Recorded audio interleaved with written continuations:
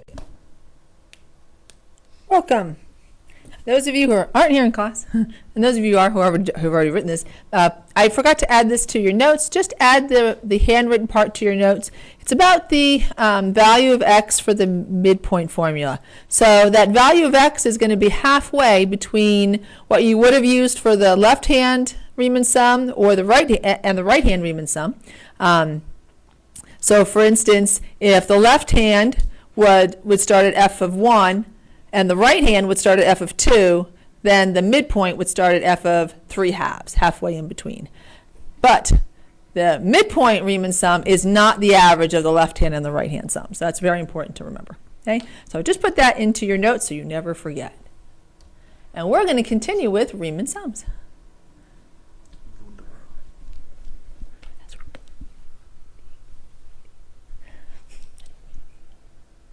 And we're reading. Come on. These are some notes. They should be in your notes, hopefully, on the 3rd page. And they are. Good. Because it just shows you how to set them up. So 3 types of Riemann sums. There's a right hand, there's a left Riemann sum, and there's a midpoint Riemann sum. That's all there is. Right? So our change in x is always going to be the upper endpoint minus the lower endpoint times however many subintervals you want. Right? The right Riemann sum starts not at the starting point, it starts at the next value. So the next value would be the starting point plus your change in x. Right? So for instance, if your change in x, so if the change in x happened to be 1/5, the first value you'd use would be the starting value plus 1/5. Make sense? Because you're going to be on the right hand side. You're going to start after your change in x, not at the beginning. And then the second one would be whatever the first value was plus one more change in x. And then the third one would be the second value plus another change in x. The fourth value would be the third one plus another change in x, and so forth. Your ending point is going to be u. So the very last one that you use is your ending point. For the left Riemann sum, you do use the first value, and then your second value is your first value plus the change in x, and their third value is the second value plus one more change in x, and the fourth value is the third value plus one more change in x, and so forth. The last value, though, will not include the upper endpoint. It doesn't include that one. It's one change in x less than that because it's using the left-hand side. For the middle one, we're going to take the upper endpoint and the lower endpoints and divide. We're going to divide the two. So here, it wouldn't use the very first value x naught, nor the second value, nor the second value x1. It would use the halfway points. So it uses the halfway points between the right and the left. Okay? And it's the halfway points for the x values. Does that make sense to everybody? Yes. Okay. And once we do some, it'll make even more sense. So right Riemann overview. The right Riemann places the right point of the rectangles along the curve to find the area. The equation that's used for the right Riemann sum always begins with the second value. It's the first value plus the change in x. And ends with the last value. So this one is, oops, come on. The first value plus the change in x. And this one here is the last value in the interval.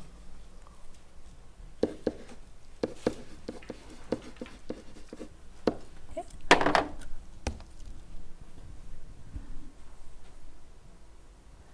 And we should have one to do. Anytime the page changes.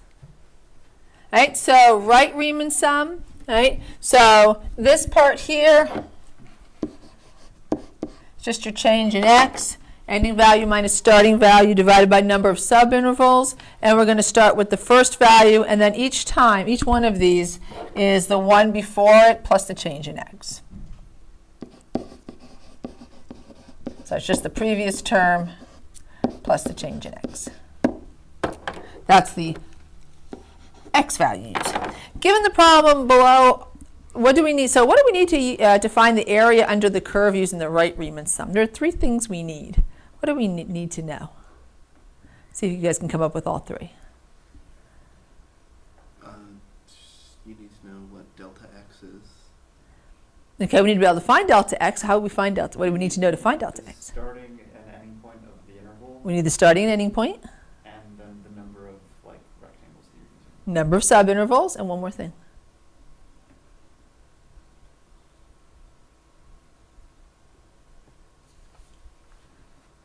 What's the last thing we need? It's a function. The function. Either you need a graph or you need the equation. So how many intervals? The equation or table or graph, and then endpoints of the interval.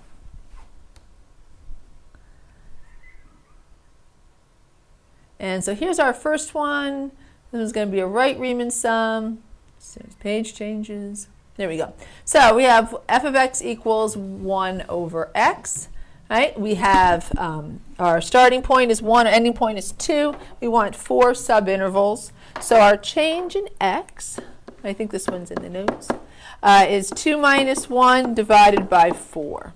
So that's going to give us 1/4 is our change in x. We should graph it. Right? So 1 over x, it's a hyperbola. Right? And it has the two sides. It has the one side over here, right? But we don't need that one because that's for values less than our interval, less than 1. Less than 0, actually. So kind of looks like this, right? On that side. And these are literally just sketches. They don't have to be accurate at all. They're just to help you set up the rectangles. This one's a right Riemann sum. Right, so first of all, let's put the intervals in here. So I'm going to try to go up by, give myself enough space here. Come on. Any day now. All right, I give up. There we go. I guess because I picked up the red pen. All right, so we're going from 1 to 2. And our change in x is 1/4. Right, so we're going to have 4 intervals in here. 1, 2. Right, and so this one's a half. Or excuse me, 3 halves. This one would be 1 1/4, so that one's going to be 5/4. And this one's going to be 7/4. Okay. Hopefully you can read that. There we go. I should have made my graph a little bit bigger, I guess. I don't need that much space. I mean, I don't have to squeeze it in here. All right, so now let's draw our rectangles. And actually, is it all attached? Let's see. No, not at all. So while you're drawing it, I'm going to draw it a little bit bigger. So you can actually see the rectangle. Oops. All right, so 1, 2, I can want to do that again. 3 halves, 5/4, 7/4. All right, so the rectangles start on the right-hand side. So it's not where 1 hits the curve, it's where 1 plus the change in x hits the curve. So it's where 5/4 hits the curve, right? And then it just goes over. And then it's where 3 halves hits the curve, and where 7/4 hits the curve, and where 2 hits the curve. Okay? So it's using these values right here. Right, so then we need to know what those values are. We'll just plug those in. So we know we need f of 5/4, which is 1 over 5/4, which is 4/5. We need f of 3 halves, which is 1 over 3 halves, which is 2/3. We need f of 7/4, which is 1 over 7/4, or 4/7. And then we need f of 2, which is 1/2. Right? So these are all our heights. Right? So the heights of all our rectangles are the 4/5, the 2/3, the 4/7, and the 1/2. The width is the change in x, which is 1/4. So all we have to do to find the area is to take our 1/4, our width, and multiply it by all of our heights. 4/5 plus 2/3 plus 4/7 plus 1/2. Now we're going to need a common denominator here. So let's see, 5, 3, 7, and 2. Nothing in common. Right, so I'll have to multiply those together. So 15 times 2 give us 30, and 30 to 210. So 210 is going to be the least common denominator. So 1/4 times, okay, so 4/5 is how many 210s? So it goes in 42 times, and then 42 times 4, 84, right? Wait, no. 168. Right? You can check me on these numbers here. And then, so this is going to be, should be 140 210s. And then, can I try to move up just a little bit? There we go. And so let's see. That'd be 30, so that'd be 120 210s, and then this would be 105 210s. And assuming that's all correct, would you mind adding these up for me? 168, 140, 120, and 105.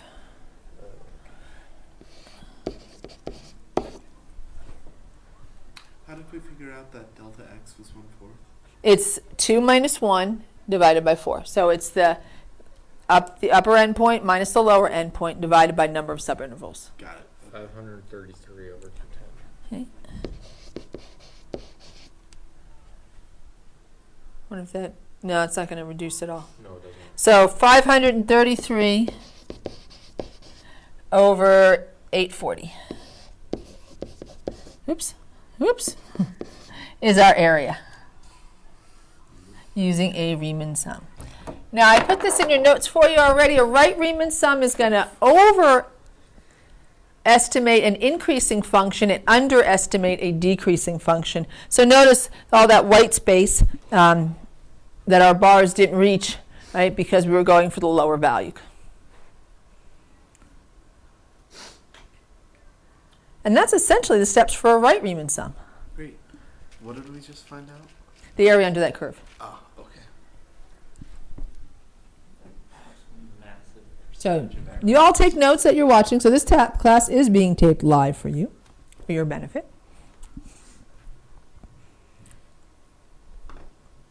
So while I'm letting them write down notes, you write down your notes. Now for a commercial break.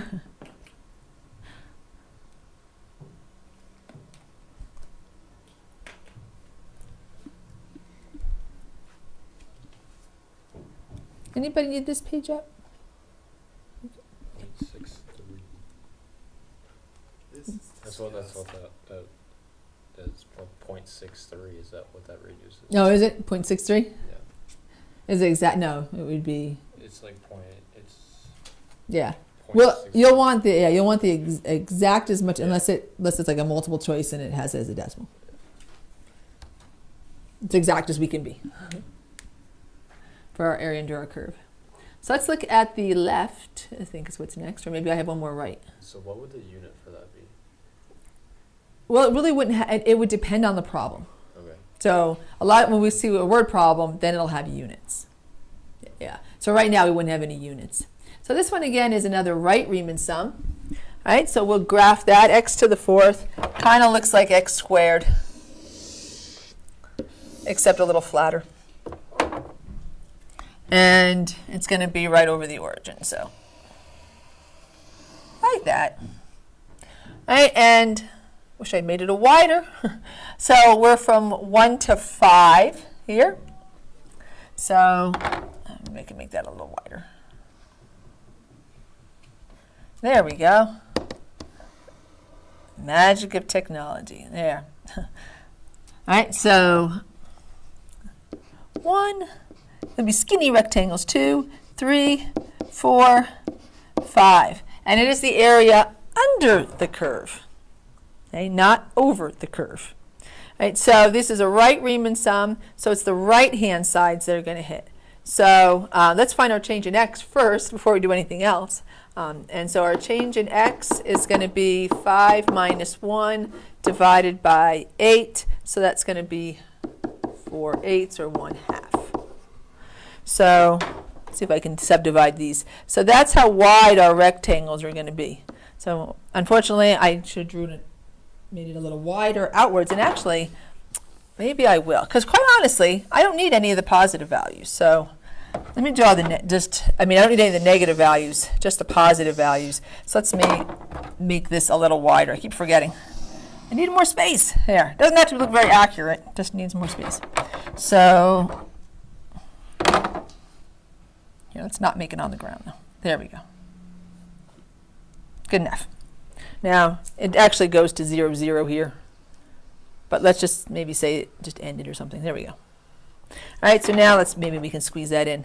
So we have 1, and then 3 halves, and then 2, and then 5 halves, and then 3, and then 7 halves, oops, and then 4, and 9 halves, and 5. So we're not going to use the 1, we're going to use the 3 halves, the fx naught plus the change in x. So there's the first rectangle, and it's where the right-hand side, where this would hit. So 3 halves is the rectangle for going from 3 halves to 1. We go to 2 to 1, from 5 halves over, up to 3 over, 7 halves over. So now I cut into it. Yeah.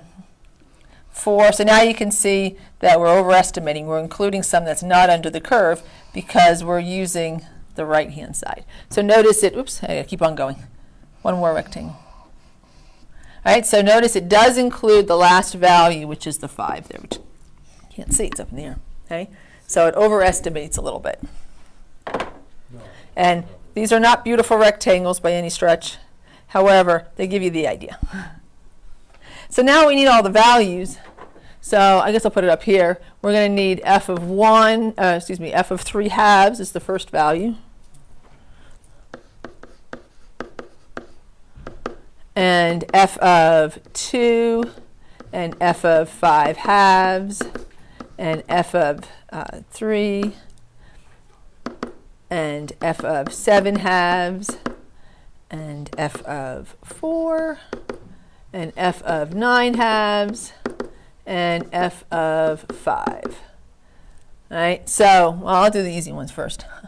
2 to the 4th is 16, 3 to the 4th is 81, 4 to the 4th is 256, and 5 to the 4th is 625. There we go.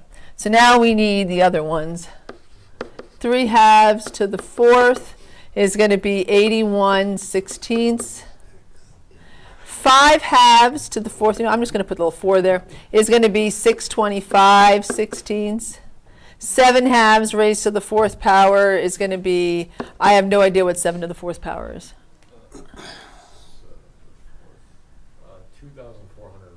2,401.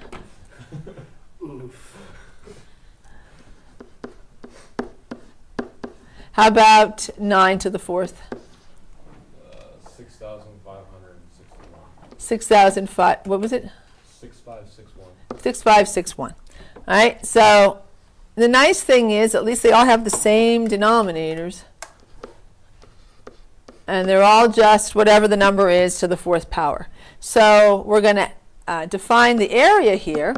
We're going to take this is our width, 1/2, and then we'll add those all up. So 81/16. 16 is 256/16. 625/16. All right, what's 81 times 16? 81 times 16? Yep. That is 1,296. 1,296. 256 times 16?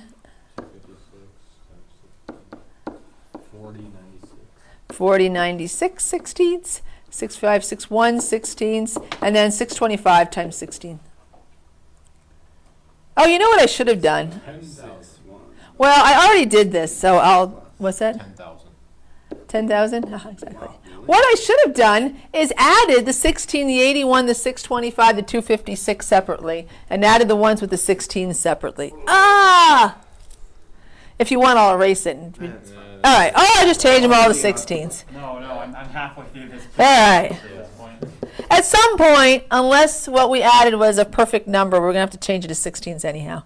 All right, so Gabe and Tristan, add up 81 plus 256 plus 625 plus 120, so forth. Add all those up for us. I cannot tell what one of those numbers is. 625. It looks like a Y. 1, 2, 6. This looks like a multiplication chart. Oh, I had to add the 40. Yeah. Okay. Well, I have like all my missing bell words and stuff to turn in. Sense of the robotics. Plus 10,000. Okay, I got 25,316. 25,316? Well, is it divisible by 16? No. It is 1,582.25. Oh, that's fine. Well, because it terminates. What was it again? 1582.25. Hey, that's our area. So it terminates. That's fine. It's only if it doesn't terminate. And we're done. I'm going to stop this tape at 21 minutes. And we have Dylan joining us anyway. Oh, we didn't multiply by half. Ah!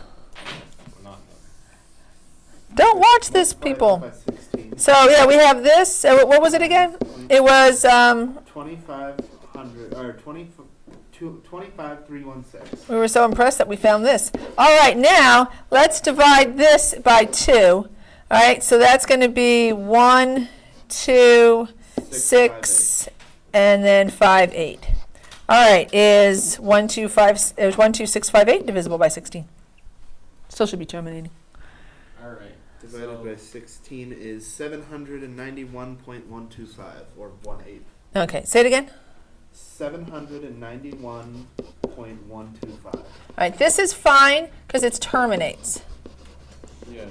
All right, so only terminating decimals or fractions. Since we already have it as a decimal, it's fine. Yeah, because it would be 6329 over 8. What was it again? Or 6329 over 8? Yeah, Either is fine. 63. Oh, 6329. Yeah. Welcome to the math house. Actually, it's not that bad. So thanks for watching this part of the podcast. I'm going to pick up with left Riemann sums. Bye for now.